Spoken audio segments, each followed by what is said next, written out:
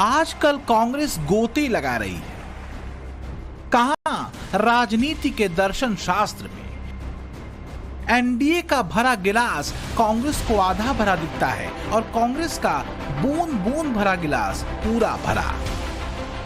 अब कांग्रेस में राजनीति और दर्शन शास्त्र दोनों साथ साथ चल रहे हैं। एकम सत्य विप्रा बहुधा वदंती, यानी सत्य एक है जिसे बुद्धिमान विभिन्न नामों से बुलाते हैं। कांग्रेस इसी बुद्धिमानी से अपनी राजनीति साधने निकली है। तभी तो एड़ी चोटी का जोर लगाने के बाद भी तीसरी बार सत्ता से दूर रही कांग्रेस के नेता पीएम मोदी को 1/3 प्राइम मिनिस्टर कहते हैं।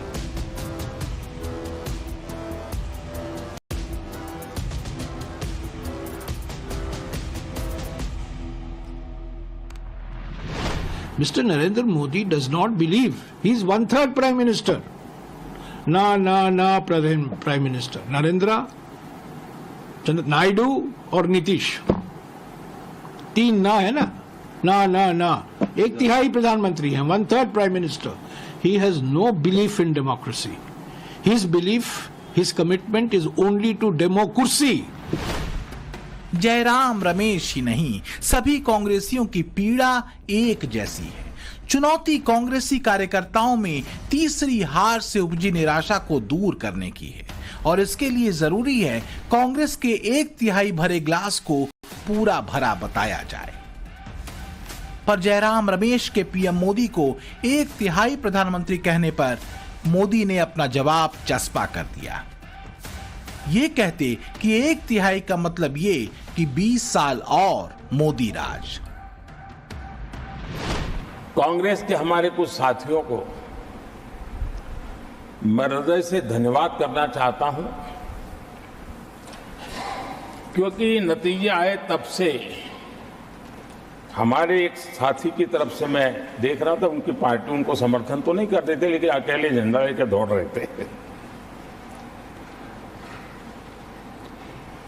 और मैं कहता हूं, वो जो कहते थे उनके मुंह में घी शक्कर।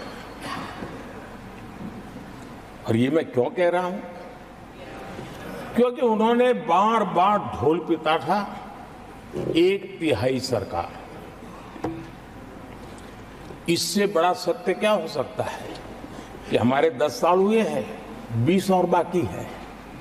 1/3 हुआ है, 1/3 हुआ है, 2/3 बाकी। पीएम मोदी के 20 साल का प्लान कांग्रेसी कार्यकर्ताओं और आला कमान तक को बेचैन कर सकता है। सारा खेल परसेप्शन का है, दृष्टि का है। जैसे 2022 के गुजरात चुनावों में बुरी तरह हारी कांग्रेस को एक नई दृष्टि राहुल गांधी ने यह कहते दे दी कि 2024 के चुनाव में इंडी गठबंधन ने राम मंदिर मूवमेंट को अयोध्या में हरा दिया। राम मंदिर की अयोध्या की मूवमेंट थी, सही बात। शुरुआत अडवाणी जी ने की थी, रथ यात्रा हुई थी, उसमें आपने अडवाणी जी को रथ पे देखा था। कहा जाता है कि नरेंद्र मोदी जी ने उस यात्रा में अडवाणी जी की मदद की थी। उस मूवमेंट को इंडिया गठबंधन ने अयोध्या में हरा दिया है। कांग्रेस की सबसे बड़ी बेबसी और लाचारी यही है कि बार बार जोर लगाने के बाद भी बात बन नहीं रही। कुछ राजनीतिक एक्सपर्ट तो यहां तक कहते हैं कि मोदी का रूप और ढंग धरकर भी मात देने की राहुल गांधी की कोशिश शून्य हो और मोदी अगले 20 साल की बात कहकर कांग्रेसियों की दुखती रग और दबा देते हैं। मोदी अगले 20 साल के आशा से भरे स्वप्न दिखाते हैं। मोदी कहते हैं कि 20 साल यानी 2047 के करीब तक विकसित भारत का सपना सिद्ध होगा। अगले 20 सालों में भारत विश्व गुरु होगा, अर्थव्यवस्था में तेजी से जीवन स्तर अच्छा होगा, भारतीयों की आर्थिक स्थिति और बेहतर होगी, राष्ट्र में वैश्विक स्तर का इंफ्रास्ट्रक्चर होगा, विश्व में भारतीयों का सम्मान और बढ़ेगा और वैश्विक मंच पर भारत की संस्कृति का डंका बजेगा। अपने संतुष्टिकरण के सूत्र पर सदा राष्ट्र का रोड मैप पीएम मोदी रख भी चुके हैं। अगले 10 साल में गुड गवर्नेंस, विकास, नागरिकों के जीवन में क्वालिटी ऑफ लाइफ, और मेरा व्यक्तिगत रूप से एक बहुत बड़ा ड्रीम है, मैं लोकतंत्र की समृद्धि को जब सोचता हूं तो मैं चाहता हूं कि सामान्य मानवीय के जीवन में से, और खास करके मध्यम वर्ग, उच्च मध्यम वर्ग, उनके जीवन में से सरकार की दखल जितनी कम हो उतनी लोकतंत्र की मजबूती है।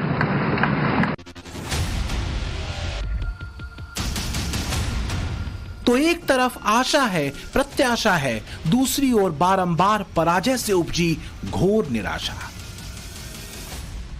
2024 से आगे राष्ट्र को विचार यही करना है कि राह कौन सी चुनी जाए जो राष्ट्र हित में हो। एक प्रश्न संतुष्टिकरण बनाम तुष्टिकरण का भी है। क्या ये अनायास है कि गुजरात पहुंचे राहुल गांधी अयोध्या मूवमेंट को हरा देने का ऐलान करते हो? राहुल के शब्दों के अर्थ के बजाय क्या गहरे भावार्थों को समझने की जरूरत है?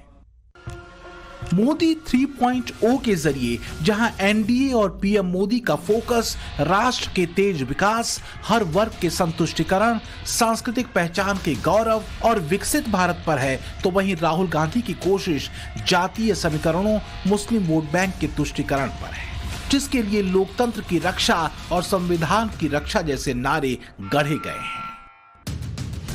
राहुल गांधी जब राम मंदिर आंदोलन को हरा देने की बात कहते हैं तो वो बड़ी चालाकी से ये बात स्थापित करते हैं कि देश के भीतर 90 के दशक में शुरू हुए राम मंदिर आंदोलन को अयोध्या ने हरा दिया है।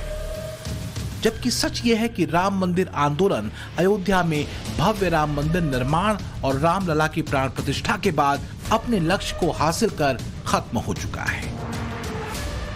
कांग्रेस भले ही 2024 की हार को जीत बताने की कोशिश में जुटी हो, लेकिन हकीकत यह है कि पार्टी आलाकमान की बेचैनी बढ़ी हुई है।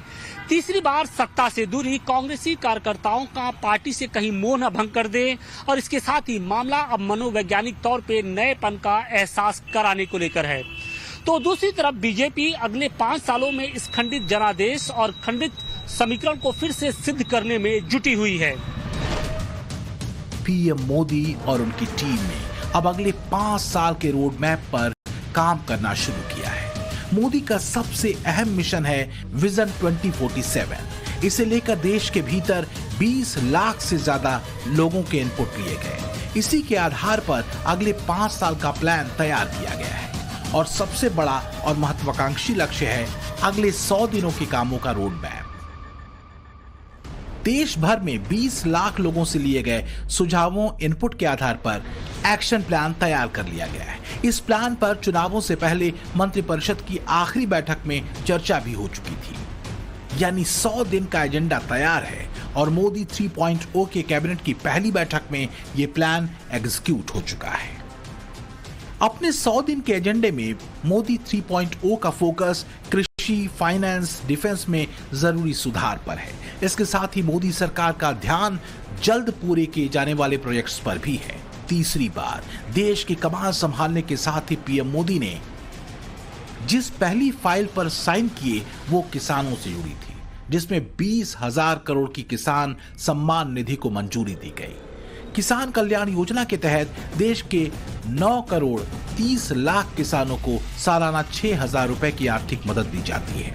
इसे ही किसान सम्मान निधि कहा जाता है और पीएम मोदी ने इसकी 17वीं किस्त को मंजूरी दे दी। तो क्या ऐसे ही काम विपक्ष की हताशा को और बढ़ा देते हैं? डरो मत, डराओ मत वाले शोर में क्या कांग्रेस और विपक्ष अपनी हताशा को ढकने की कोशिश करता है?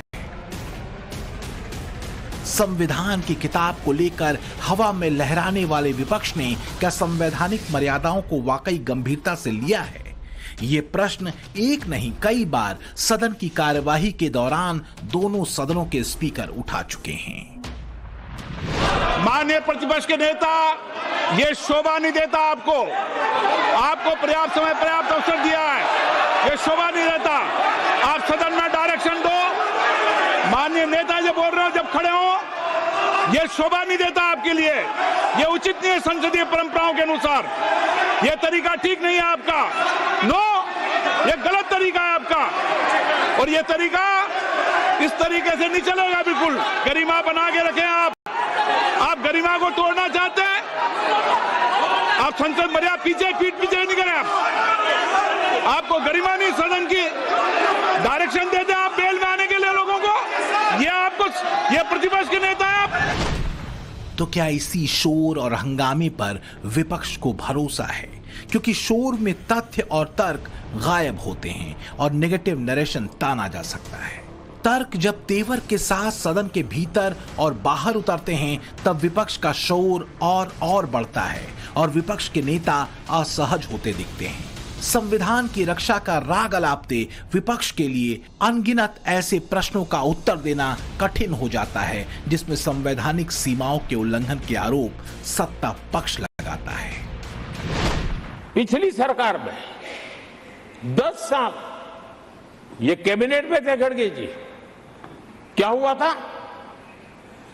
प्रधानमंत्री संवैधानिक पद है, प्रधानमंत्री के पद के ऊपर एनएसी बैठ जाना, ये कौन से संविधान में से लाए थे व्यवस्था?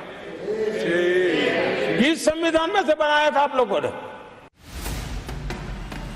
विपक्ष का नरेशन अपनी जगह, लेकिन इस बात से इनकार नहीं किया जा सकता कि 24 का जनादेश मोदी 2.0 के रिपोर्ट कार्ड को ही मिला है। और यह भी एक ध्रुव सत्य है कि मोदी तीसरी बार देश की बागडोर संभाल चुके हैं। लेकिन यह भी सच है कि अब से आगे सत्ता पक्ष और विपक्ष की लड़ाई परसेप्शन की लड़ाई है और नरेशन की लड़ाई है।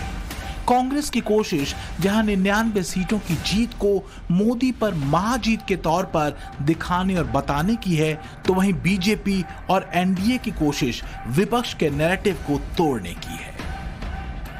2024 के नतीजों में बीजेपी और कांग्रेस के बीच अंतर 15% से ज्यादा वोटों का है। मैं कांग्रेस के लोगों को कहूंगा, जनादेश को फर्जी जीत के जश्न में मत दबाओ। जनादेश को फर्जी जीत के नशे में मत दबाओ, जश्न में मत दबाओ। ईमानदारी से देशवासियों के जनादेश को जरा समझने की कोशिश करो। तीसरी बार ब्रांड मोदी पर मुहर काशी की जनता ने लगाई है। विपक्ष ये दावा करता है कि 2024 के चुनावों में ब्रांड मोदी को उसने बेअसर कर दिया। वाराणसी में भी मोदी को पिछले बार की तुलना में कम अंतर से जीत मिली। तो ये नरेशन भी कांग्रेस की तरफ से चलाया गया कि मोदी का काशी मॉडल भी फेल हो गया। जबकि बीते 10 सालों में काशी में काम कई स्तरों पर हुए, जैसे घाटों के पुनरुद्धार और विस्तार का काम हुआ, गंगा सफाई के लिए नमामि गंगे योजना चलाई गई, अंतर्राष्ट्रीय कन्वेंशन सेंटर रुद्राक्ष शुरू किया गया, हैंडलूम को बढ़ावा देने के लिए ट्रेड फैसिलिटी सेंटर बना, 750 करोड़ से ज्यादा रुपए की लागत से रिंग रोड बना और रेल नेटवर्क और रेलवे स्टेशनों का भी विकास हुआ। वाराणसी में पीएम मोदी की जीत का अंतर भले कम हुआ हो, लेकिन बीते 10 सालों में काशी के कायापलट से इंकार नहीं किया जा सकता। जाति समीकरण और मुस्लिम वोटों का एकमुश्त कांग्रेस की तरफ जाना जीत के अंतर को कम करने की बड़ी वजह रही। लेकिन एक बात साफ है कि काशी की लड़ाई में ध्रुवीकरण के बजाय मोदी का काम ही जीता। बीजेपी कहती है कि मोदी की राजनीति नए भारत की राजनीति है, भारत के भविष्य की राजनीति है। सीटें भले कम हुई हों, लेकिन न तो प्लानिंग या एक्शन कमजोर है, न ही मोदी का संवाद क्षीण हुआ है। और ये दिखा भी जब पीएम मोदी ने पेरिस ओलंपिक में भाग लेने जा रहे खिलाड़ियों से बातचीत की। नमस्ते सर। नमस्ते मैं जी। प्रियंका गोस्वामी। नमस्ते जी। तुम्हारे बालकृष्ण कहाँ है? सर मेरे पास ही है, यहीं पे स्विट्जरलैंड में। तो इस बार भी बालकृष्ण को लेके जा रही हो ना? हाँ जी सर, ओलंपिक्स उनका भी दूसरा ओलंपिक्स है। सबसे पहले तो सर आपको बधाई हो कि आप तीसरी बार प्रधानमंत्री बने हैं और हमें सभी खिलाड़ियों को आपसे दोबारा से बात करने का और मिलने का मौका मिला है। Thank you. हाँ नमस्ते सर। नमस्ते भैया। कैसे हो सर? मैं वैसा ही हूँ। तेरा चूरमा अभी तक आया नहीं। चूरमा लेके आएंगे सर इस बार। पिछली बार वो दिल्ली में चीनी वाला चूरमा था, आपको हरियाणा का वही तो। और गुड़ वाला। नहीं, मुझे तेरी बाग के हाथ का चूरमा खाना है। पक्का सर। इस बार यकीनन पीएम मोदी के लिए चुनौतियां बड़ी हैं। मुद्दा सरकार पर किसी तरह के खतरे का नहीं है, बल्कि विपक्ष के शोर और हंगामे के बीच उन बड़े सुधारों और काम पर फोकस करने का है जो 2047 के विजन में हिंदुस्तान को आकार देने वाले हैं। लेकिन मोदी चूकने वाले नहीं हैं।